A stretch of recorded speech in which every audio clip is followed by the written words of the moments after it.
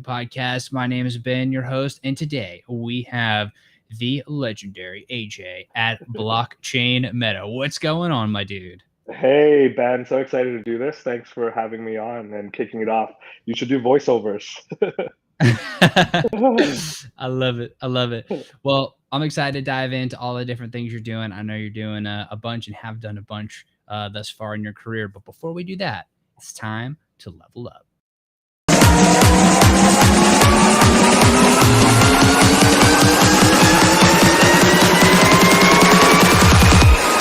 Take it to the next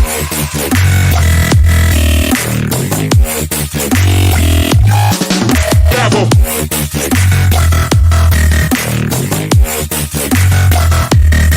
Take it to the next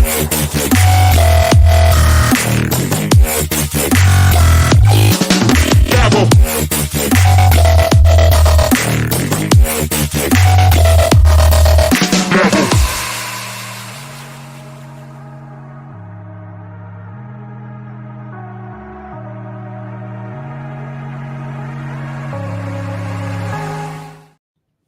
All right, everybody, welcome back. Now that we're all extremely fired up and ready to rock, AJ, my man, you are a marketing and tokenomics advisor to many crypto gaming projects. I know for sure that includes your couple, including the Raven Quest game, as well as this thing of ours.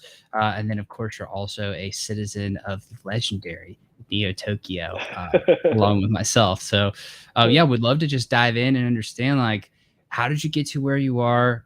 Clearly, you've also had some Web2 experience. I think you've done helped generate over $100 million in revenue for some Web2 clients. Yeah, would love to just hear your story. Yeah, awesome. Thanks again for having me on. And I always love chatting with fellow citizens. A lot of my referrals actually come from citizens because a lot of them have seen my work and are like, hey, if you're starting a project and you need some help on the marketing side, like go to AJ, go to at Blockchain Meta, because he's going to be the one that can really tell you what you're doing wrong and how to, rethink the way that you should be doing your marketing and what the priorities are. So I've actually been doing marketing for over a decade now. And I actually went to school for engineering. But in the process of doing that, one of these late nights, I was in the lab, and electrical engineering labs are really long. They're notoriously long. Sometimes can take 8, 9, 10 hours to complete a lab. I'm putting together the circuits, getting everything working. Sometimes resistors are broken, whatever. But I get home pretty late. It's probably around 3 a.m. And that's when all the sketchy ads come on TV. And so I was watching TV and there was this ad that said, hey, if you go online and you copy my exact system, you're going to be able to make 10 grand a month. Something like that. I don't remember the exact ad. And it went on for a while, right? And I was like, oh, this sounds really interesting. I'm pretty sure it's a scam, but let me check it out. So I went to my computer, still around 3 a.m., maybe 3:30 after I'd been watching, and I saw the first page of Google results for this exact naming program, which I honestly don't remember now because it was so long ago, over a decade ago. And all of them were glowing reviews. They talked about how, hey, I made 5 grand with this program. Hey, I made 15 grand with this program. And I was like, something doesn't feel right about this because every article that I read is written in almost the same way. And so I just kept diving deeper and deeper. And I got to probably page 10 of Google, which nowadays you never do, right? And that's where I found the legitimate articles that actually said, yes, this was a scam. And it led me to affiliate marketing. So basically, what was happening is that this program was paying other people to sell that program, and they were giving a kickback, often of higher than 50%. Of whatever the sale amount was to get people and scam people basically into buying this program. And so from there, I was like, whoa, I didn't even know this type of scam exists. I was like, and people are doing it. And that got me deeper and deeper into the idea of, okay, what marketing is legitimate versus not legitimate online, right? And so I delved into SEO, which is search engine optimization, basically how do you get your pages ranked on Google, and how did all of these scammers get ranked on page 1, page 2, page 3, and then a lot of other things, email marketing, forum marketing, blog posting, things like that. So I got really deep into just marketing in general, and I wanted to learn a little bit about everything. And back in those days, as an engineering major, I didn't take any marketing classes or anything like that. It was all kind of self-taught. I watched some YouTube videos, but you don't know. There's probably like an 80% chance that the YouTube video you're watching is just like an intro to a scam program that they're trying to upsell you on. And so those were crazy days. And so I just started playing around with stuff myself. I bought a couple of domains. At one point, I owned more than 40 domains, and I was trying to rank pages on Google. And one of the ones that did well was actually in certified nurse assistant. So it's called CNA. And I had all these research tools that would show where's competition low, but search volume high. Right. So what you want to do is you want to get into a place where you can rank on page 1. But if you rank on page 1 for something super specific, so if you're trying to rank on page 1 for like marble desk that plays well on a wooden floor, like you could probably rank pretty easily for that. But no one's searching that, right? So the traffic doesn't mean anything. So what you want to do is kind of get this intersection of low competition but high search volume. So I did a lot of research to figure that out. Then I had this website, and it started making money through Google AdSense. So AdSense basically pays you 40% of whatever, and this amount changes, like at times 60% depending on your volume, changes, but they give you a good chunk of whatever that company is paying Google per click. And certified nursing assistants was actually one of those programs where people were paying companies like education companies, colleges, people that had these nursing programs were paying $10 plus per click. That means that every click could net me between $4 and $6, right? If I was ranking on page 1 and I had good articles. So I kind of went on this process of hiring writers to write for my blog, and then doing a lot of search engine related backlinking to get my page ranked. And it was ranking really highly for a very coveted keyword. And so that was a cool experience, just seeing that Google AdSense grow from $0 to like 100 a month to like 300 a month to 960 a month, something like that. And this was while I was still in college. And so to see that rise is very cool. It opened me up to the fact that actually there is a way to make money online. It's just not whatever people are selling, in that moment. And so I actually sold that site. It was probably for like 14 grand or 15 grand, which was a sizable amount for me back then, and still a sizable amount, to do as like a side hobby, right, for anyone. But that was kind of what really got me into digital marketing and internet marketing as a whole. And I looked at all these ways of how can I combine programming with marketing to make it a lot more efficient and really help businesses grow. So then I was working with small businesses, helping them grow and rank on Google, which is a completely different algorithm than the main Google algorithm, because Google Places is actually kind of a subset of the Google search. For example, if you were to search dentist right now, you'll notice that there's kind of a pop-out window that shows you the dentists that are actually in your location. And so ranking for that is actually different than trying to rank for a very generic keyword, right? Like gaming or something like that. So yeah, there's a lot of processes that I went to, but eventually I actually started my own digital advertising agency. And ads is also a very different space than the traditional type of marketing, or even the what we call organic marketing in terms of search engine optimization and things like that. So with ads, basically you want to find a way to spend as much money while retaining a very high return on your ad spend. So that's called ROAS. And basically, for every dollar I spend, I want to be able to make at least $2 in return. So if I'm selling, let's say, a table, to acquire that customer, if the table costs $30 and maybe my profit margin is 50% on that because I have to pay shipping, manufacturing, whatever. So if I can make $15 profit on that table, I need to acquire a customer for less than $15. Otherwise, I'm not making money, right? Like the business is losing money.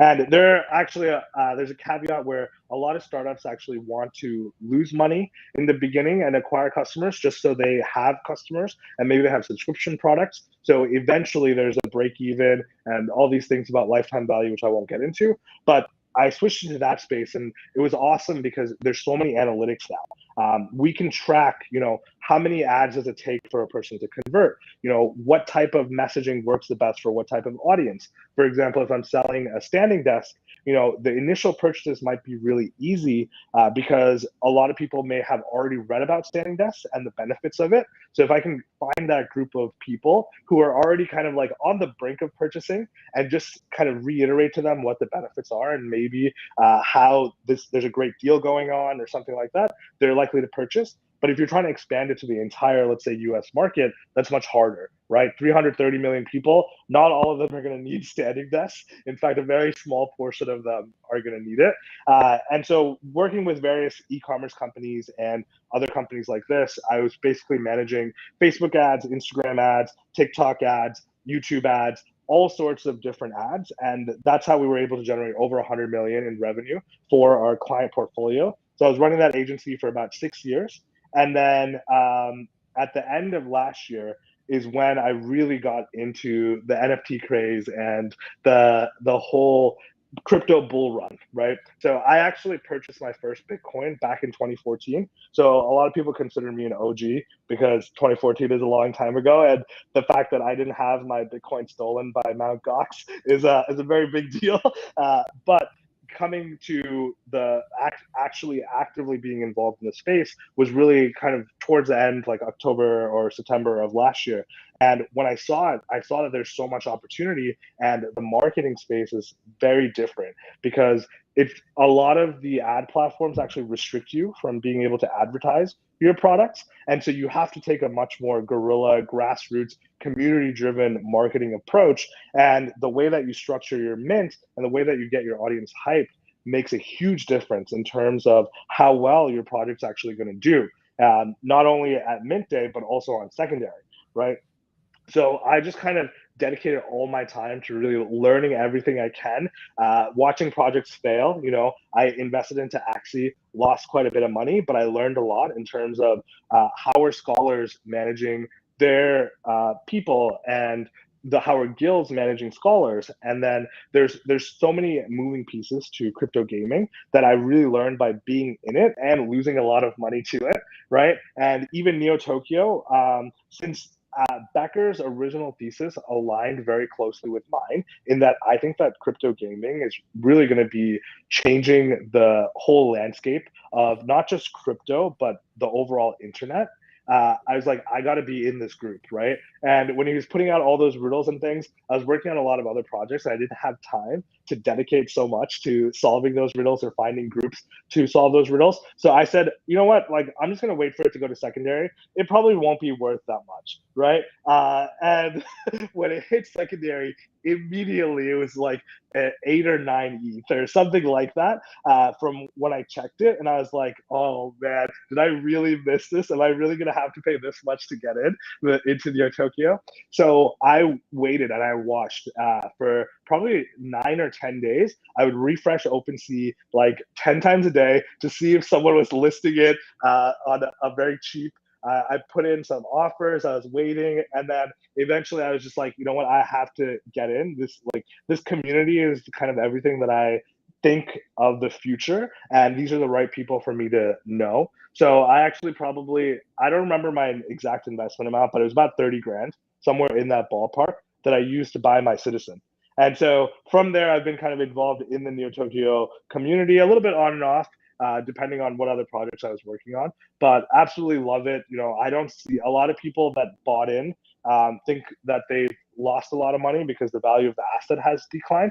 But for me, I actually never bought the asset intending to sell it. I wanted to be part of the community. I wanted to meet with a lot of the builders, right? And also help them because many of them are great devs, but they don't have any marketing skills. And many of them that have marketing skills, they're trying to use Web 2 marketing in a Web 3 world. And unfortunately, they find themselves not succeeding at all. Like I've talked to so many marketers, Web 2 marketers, that feel like they're constantly hitting a brick wall, right? And so that kind of takes me to my current journey now, where I've worked with a lot of projects. I advise them on tokenomics, on marketing, on mint structure, on how to get the right collabs, and doing all of these things. So that was a lot of me talking, but that hopefully paints the entire picture for you up to today.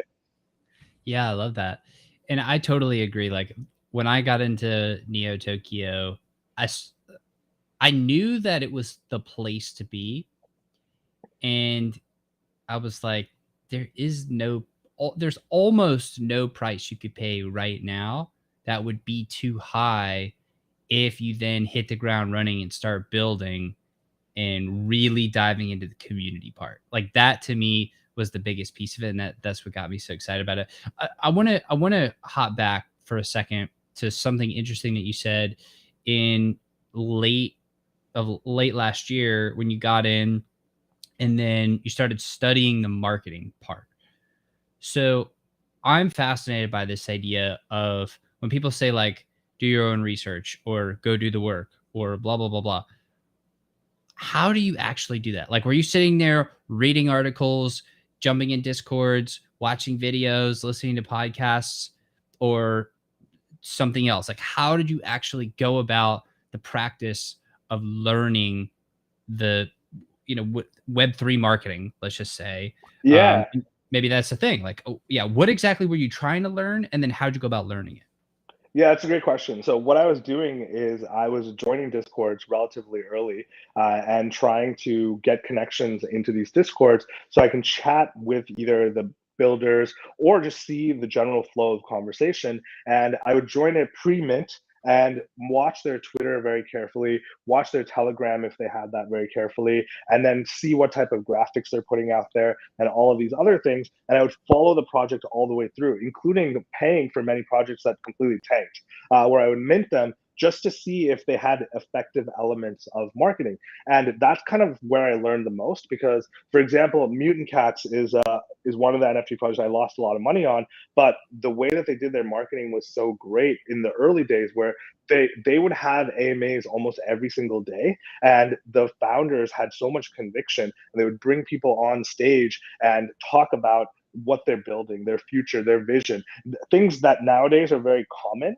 But back then, it wasn't really that common because people would just put a roadmap on a website, and then it would just be mass traction of trying to get these invite links. I was looking at ways that people were doing XP competitions and invite competitions and things like that. And the best way to learn was really to be in those communities. And then post that, a lot of people came out with white papers. So I would read through them and say, okay, tokenomics is missing. For example, Gala's Town Star. That was one of the initial questions I had, was like, what is a tokenomics play here? And everyone was just so bullish that no one could really give me an answer.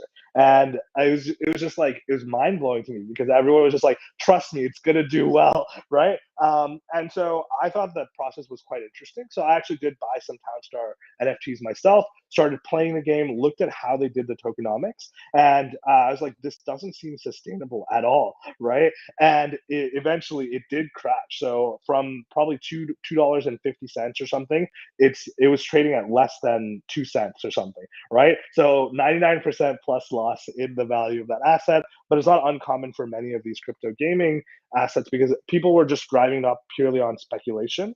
And unfortunately for me, I didn't take a lot of profit during those times because I wanted to be involved in the community. I didn't feel like I didn't want to dump on the community, right? Because I often had a very large portion of the holdings, even Bytes, for example, in Neo Tokyo. I'm probably down $90,000 on Bytes, but I didn't want to like dump during any part of that process, and I wanted to be kind of involved in the community. But in hindsight, I probably should have at least sold off a little bit, on the way down, because at one point I was way up, like 5x or 6x, but that riding it down all the way down 90K. So it's one of these things where learning from them and then attending those AMAs, and oftentimes I tried to squeeze myself to jump onto the AMA. So even in Neo Tokyo, for example, I was bugging Felix until he let me into the Gala Games AMA where Bucks was speaking, because I'm very invested into Gala Games, their network. I have a founders node. I have several Town Star nodes. Like, I'm super into their ecosystem just because they have so many different games going on that I felt like I could learn a lot from where they're failing. They actually completely stopped Town Star production. It's not printing any tokens right now until they redo their gem system. the way that Spider Tanks is working, the tokenomics, they released ahead of time instead of just like saying, don't worry about it, don't worry about it, you know? So they're learning from their mistakes as well. So I think every project has their own type of things that they're doing and the mistakes that they're doing. And I try to talk to a lot of people that are also advising these projects. So some projects had dual tokens, and I was talking to them about how did that work, like where did the failure happen. Other projects had several pieces that relied purely on whales, and the moment two of those whales left the ecosystem, the economy collapsed, right? Rip. So I was just looking at every single project that I possibly could and trying to extract the very best pieces of it. That was part of my learning. The other part of my learning was actually thinking through how would I solve those issues myself. And I think that's probably the most important way that people can learn is active learning. You want to put yourself, let's say that even taking Townstar again for an example, how would you design the tokenomics of that? You want to go through that thought process. You don't have to submit it to anyone, but you can ask for feedback on it. But what are the elements that could make it useful, right? Like where could people use the town token? Well, how would you change it so that NFTs produce or don't produce tokens and things like that? So I went through many of these thought experiments as well. And that's part of the reason that I love advising, because advising puts me into the action, right? I'm on calls with these projects like RavenQuest. They tell me the problems that they're thinking through. And now I have to think through those same exact problems because I might have a better solution than what they have currently proposed, or maybe they don't even have a solution at the moment. And because I've learned from all these other projects, I can say, hey, this thing worked really well. Let's try to do this. For example, splitting up the time zones for mints. You know, even if the people are allow listed, when I was actually in Asia for a while, this was the hardest thing to keep track of. Mints would happen at 4 a.m., at 5 a.m. And I often found myself just like waiting and staying up. And then they would have tech issues, right? That would push it. So now I'm up until 6 a.m. And it's absolutely the worst. So to know that and being in it, you would really learn the problems that those people have. So then we started splitting mints where we say, hey, do half of the mints here, or it doesn't have to be half. Maybe most of your audience is in this time zone sector where you can cover them. Do like 50% to 80% of your mint in this first phase, and then reserve the other 20% for the Asian markets. Even if these other people are up late or whatever they want to get in, they can do that, right?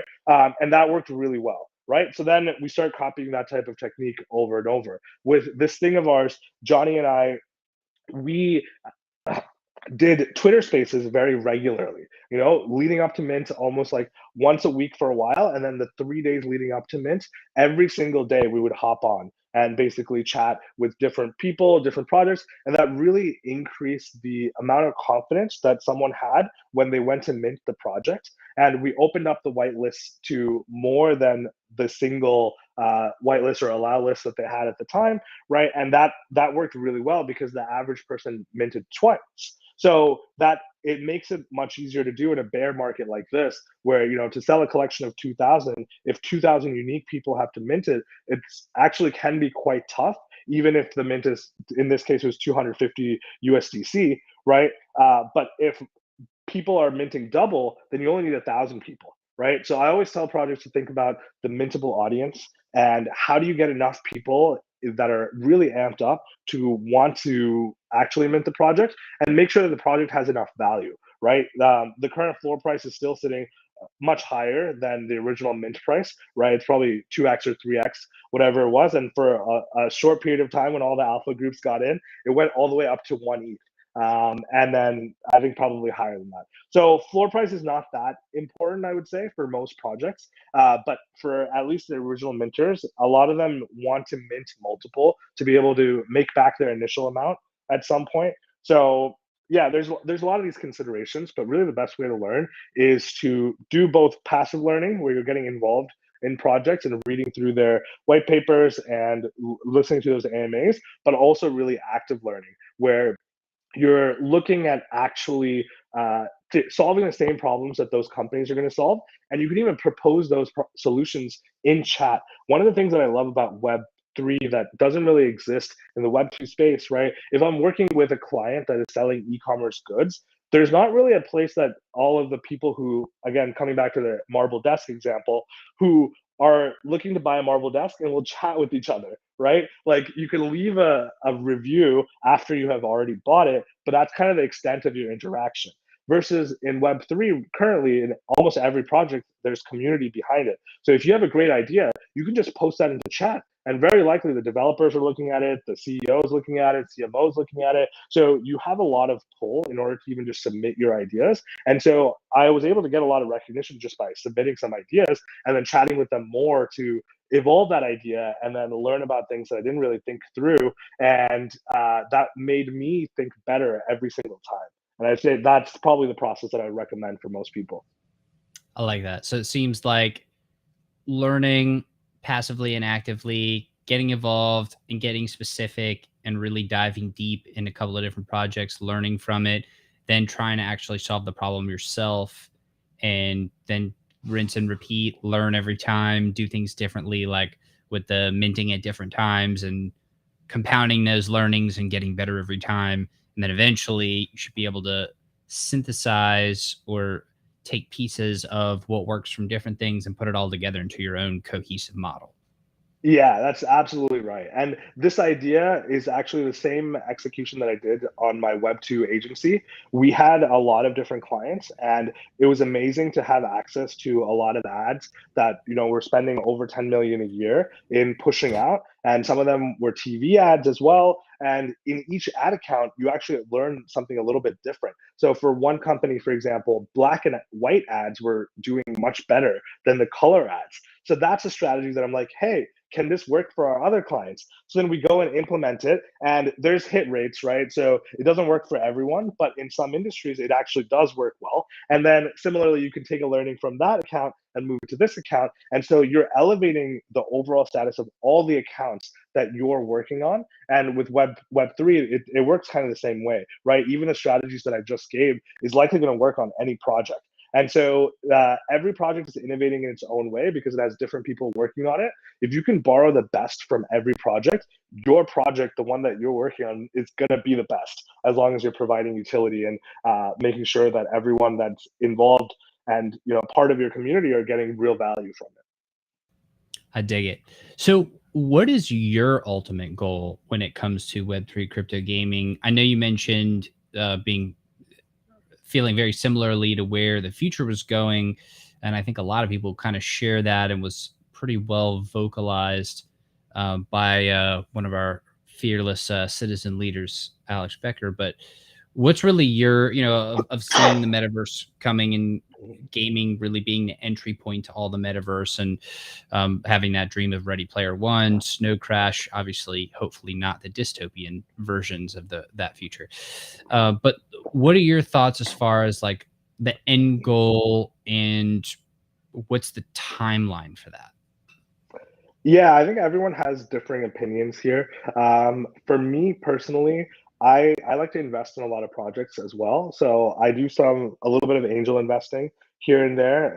In the US, you have to be an accredited investor in order to be able to do some of these rounds and get these safes done.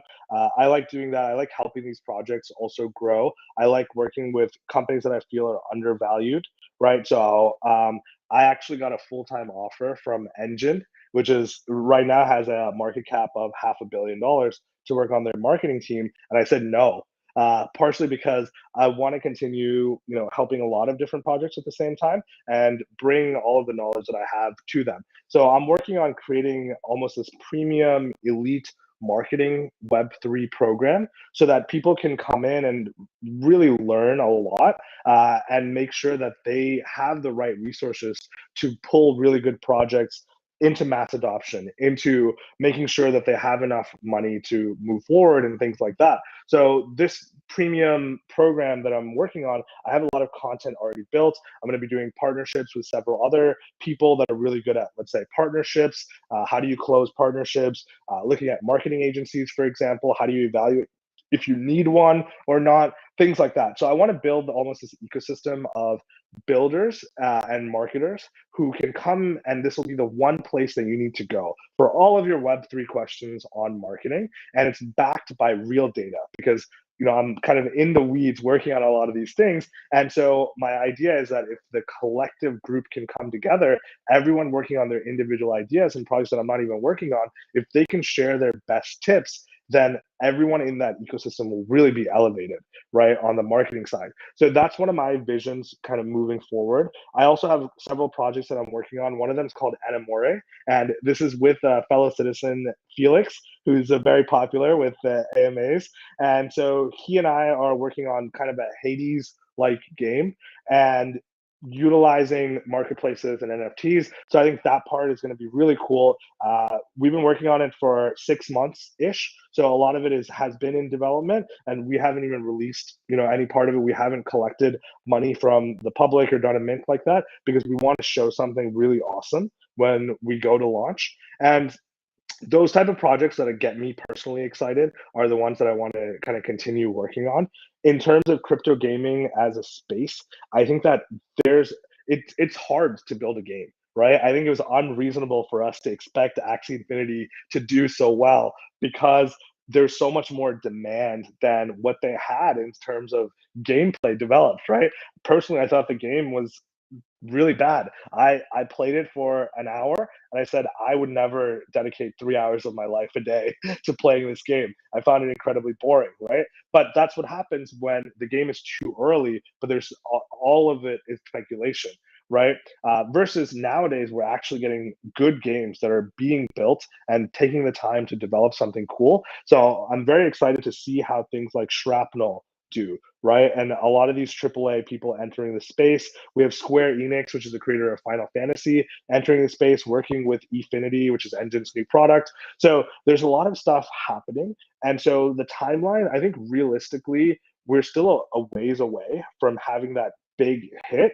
But there's a lot of stuff that we'll probably see in the next year, within a year from now, probably, that the content will actually be pretty decent compared to what we've had in the past. And then within 5 years, I think we'll definitely have a major hit in this space. And that's what I'm looking forward to. And I definitely want to be involved in those projects that really hit, right? And I think there's going to be a lot of games that are very niche down. For example, the horror genre, right? That it's a certain niche that people like, first person shooters, loot type games. So people are going to find their own kind of genres to go into. Right now, there's not a lot of options in each genre, but I personally know this because a lot of founders approach me asking for help, and so I know that there's a ton of really cool stuff in development, and many of these projects don't want to launch in a bear market. They also want to have a demo ready to go on day one so people can come in and start playing, right? So I think we're going to see the meta shift as well in terms of how these projects launch, and also the polish, because people are going to be tired of games that are only on a promise, right? Like Pixelmon, for example.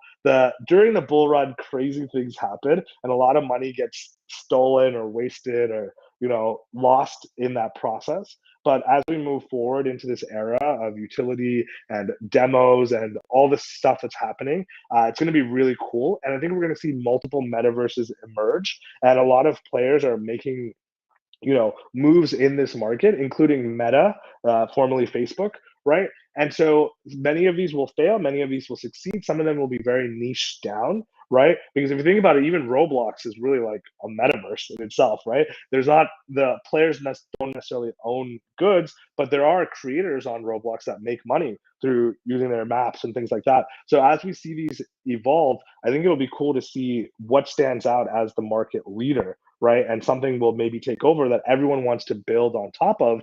And so it'd be cool if you and I have our Neo Tokyo Citizen as our avatar, that we're in, I don't know, Sandbox or Decentraland or wherever, right?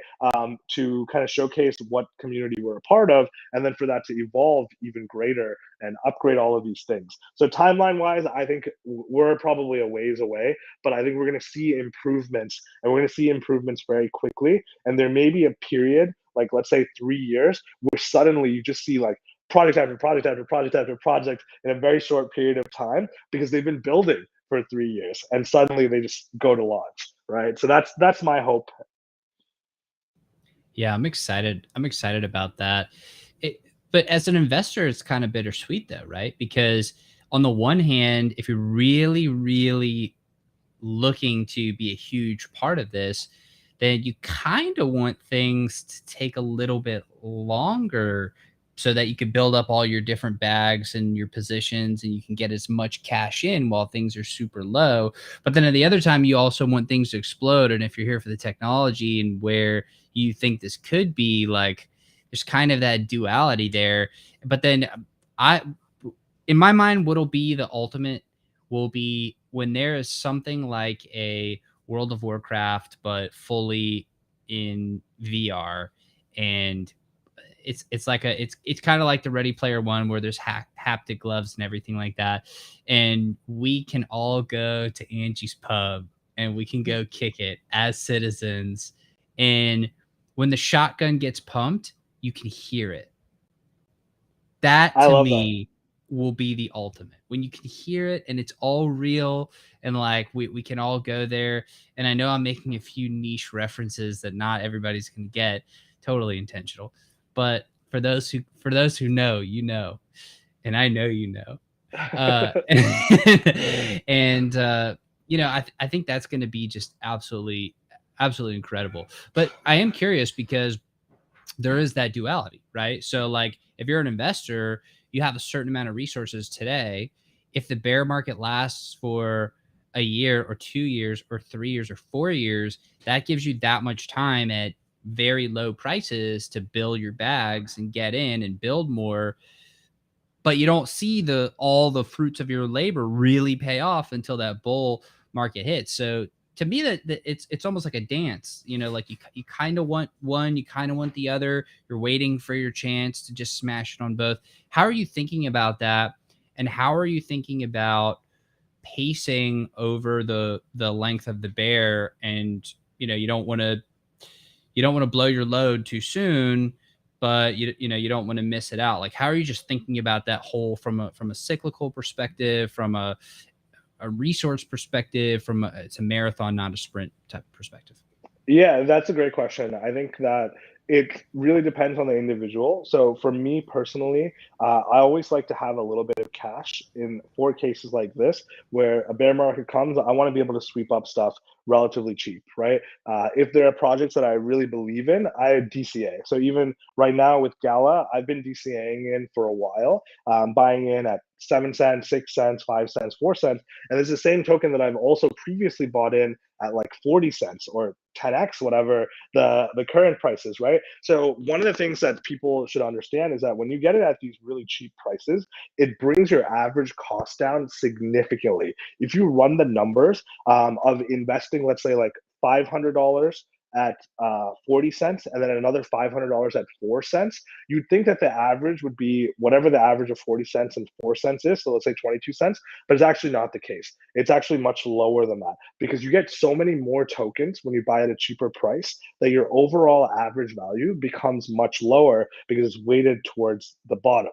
So with that in mind, a lot of these things like DCA, I'm never in the market for predicting tops and bottoms.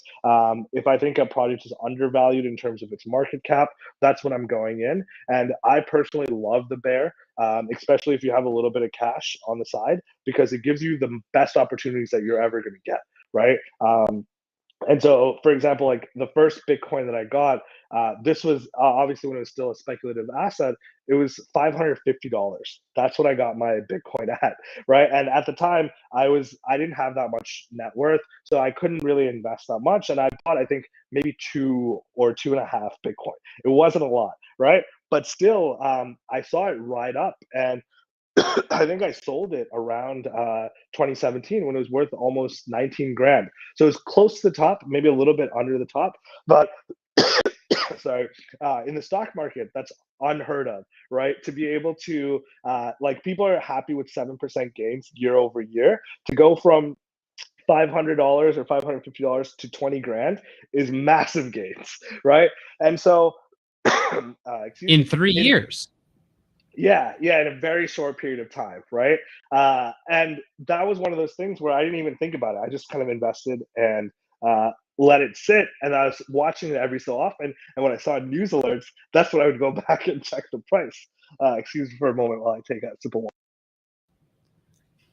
This is the This is what happens when you go live, folks. Sometimes you just drop so much fire, you got to take a sip of water to just cool it down for a little bit.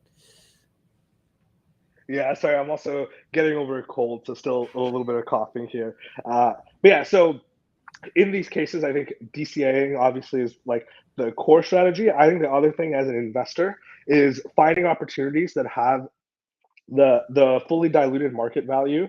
In bear markets, people tend to price a little bit lower. So bear markets are a great time to get in because when the bull market comes around, that market cap will go way up.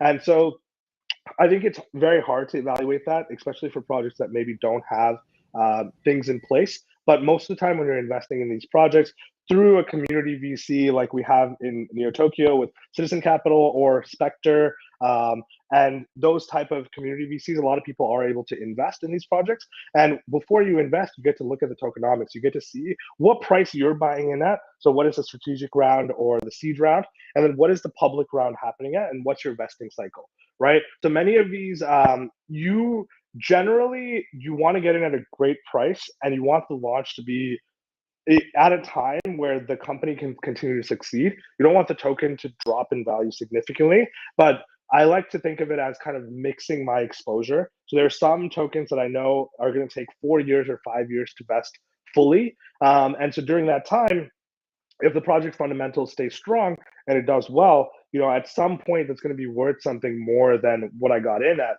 on the investment rounds. For projects that are already on the market that have already IDO'd, I think for that it's a lot about your investment thesis and how long you expect the bear market to go around and which projects defy the bear market, right? Because crypto gaming for some of them take off when you don't expect it, and in other cases they just kind of stay stagnant. Yeah, that makes a lot of sense. I know that I've been just trying to cut through as much of the noise as possible. And I feel like in times like that, what I've been doing is I've been rereading things like The Intelligent Investor, studying the greats of the investing world, like the Howard Marks, the Warren Buffett, Charlie Mungers of the world, the just the folks that have been there and they've proven time and time again, like they know how to survive over a long period of time. And I think one thing that you said that is a really good idea is to base it on your own valuation of whether the existing market cap is priced appropriately or not. And that way, you're not letting the market teach you, you're letting the market, like the market is giving you the chance to buy or sell at a certain price every minute of every day, but it's not teaching you and telling you what the price is. So if you can have your own nucleus of information and your own independent theory, and then you're using that to check against what the market is saying, well, now you have the ability to actually make some sort of significant progress, or have some actual real chance of being successful, because you may be wrong. We all are, we will be again, but at least you have that foundation, and you're not just YOLOing it based on what other people are saying, which is very common. So hopefully you're not, if you're hearing that and you're like, yeah, that's what I did, you probably should try to rethink that. But I like that a lot. Now, when you're determining what that price is that you think is the reasonable price or is the reasonable market cap, what is your strat for that? Yeah, what I like to do is look at competing companies, right? So I think one of the best things you can do is have an investment thesis of what you believe is going to do well, right? So, for example, in the stock market space, if you believe that 3D printing was going to do well, that would be part of your investment thesis. So you say, hey, I think in 10 years, 3D printing is going to do well. Let me take a look at what companies are on the market today and which ones I think may emerge as a leader. And obviously, none of this is financial advice, but just talking through the process of how to do this, right? And then you might put your bets, either spread them across multiple 3D printing companies, or if you really feel good on one, maybe you put more investments into those, right? Similarly, I think what a lot of people forget to do in the current space is evaluate that competition. So if you see a new project on the market, you want to take a look at what are the similar companies that are already in the space. So if you're evaluating a layer two, for example, you might want to look at also layer ones, but compare it to the Ethereum network. What's the market cap of Phantom, Avalanche, Polygon, Solana, right? So when you compare it and see what the potential could be, and what they're pricing it at, you can see an idea of, do I think that this company could capture 10% of this market, 20% of this market? And currently, the number one leader in this market has this market cap, right? And so, with that in mind, is this a good play? Like, do I have a lot of upside or not?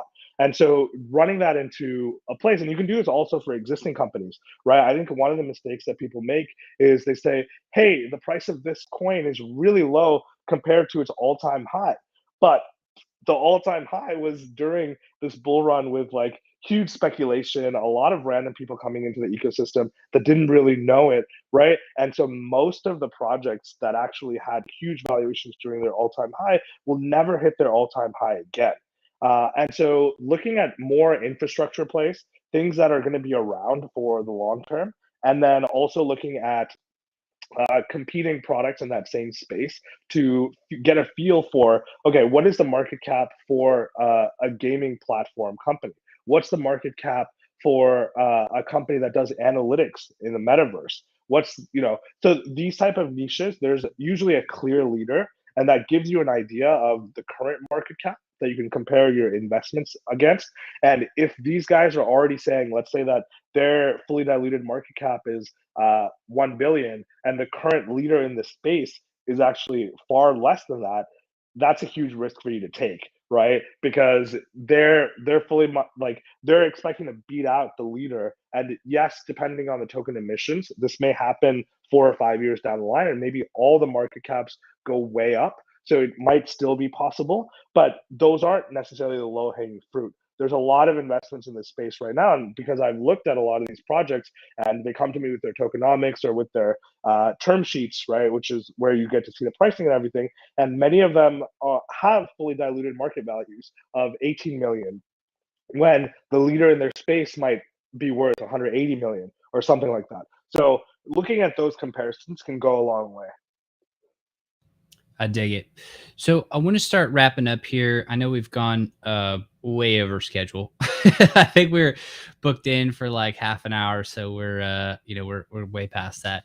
So I appreciate you being generous with your time. Let's scope out for a sec.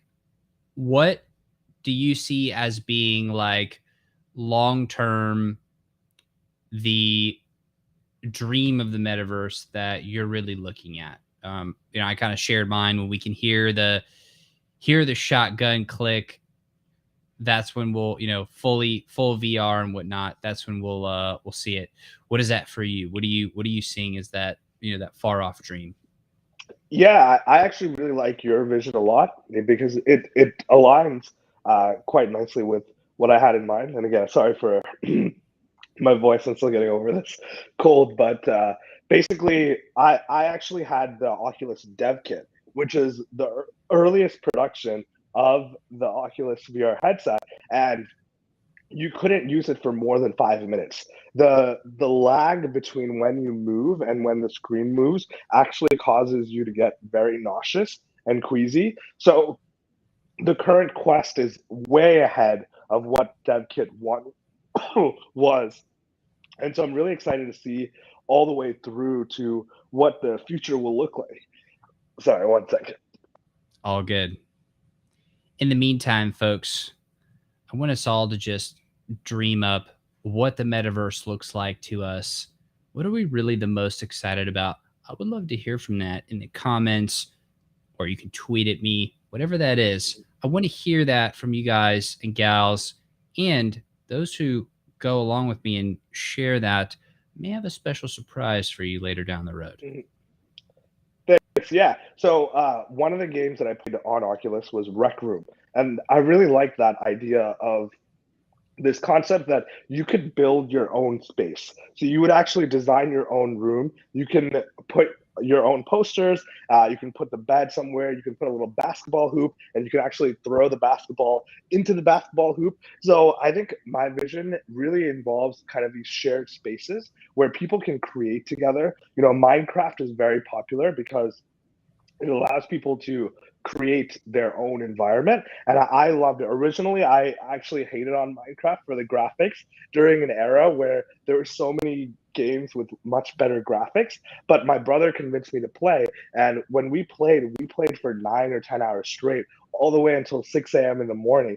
It's so captive because as a group, you can build something amazing. I wanted to build a very cool house for us, right? So I would have to go get the stone or smelt it into stone and then build the base of the house, kind of design it, architect it. So for me, that's part of the fun in really designing a place that you and your friends can hang out. So imagine having a mansion that you built from the ground up, right? You have maybe extra screens here where you're watching things. So if you're able to even do work in the metaverse, which is what I think Meta is also kind of going towards, and Microsoft is also kind of working on this with their AR stuff. That would be very cool for me to be able to design everything and have something of my liking that I can then invite friends to. And it's very easy for them to blow out a wall and move it to somewhere else if they have a better design in mind. And we can share that space and either hang out or we can work on stuff together, bringing people together. And then what you said, the social aspect as well, the communities that I'm a part of, if they have a shared place where people can build together and hang out together, that would be really cool. And the final aspect is playing games together, right? I can't wait. I can't wait.